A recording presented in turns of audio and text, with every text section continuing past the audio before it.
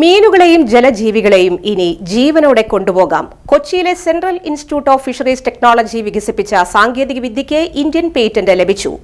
Non cyclic refrigeration ഉപയോഗിച്ച് ജീവനുള്ള ജലജീവികളിൽ ഹൈപ്പോതെർമിക് anaesthesia നൽകുന്നതിനുള്ള ഉപകരണം എന്ന കണ്ടുപിടുത്തത്തിനാണ് പേറ്റന്റ് ലഭിച്ചത്.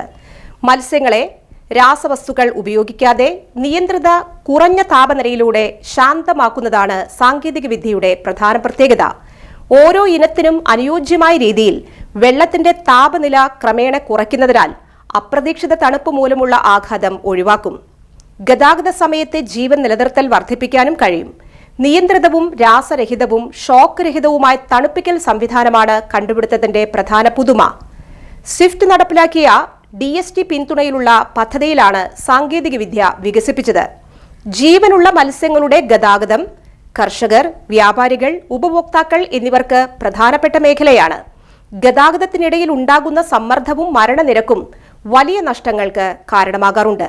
പ്രശ്നത്തിന് പ്രായോഗികവും ലളിതവുമായ പരിഹാരമാണ് സ്വിഫ്റ്റ് വികസിപ്പിച്ച പേറ്റന്റ് സാങ്കേതികവിദ്യ.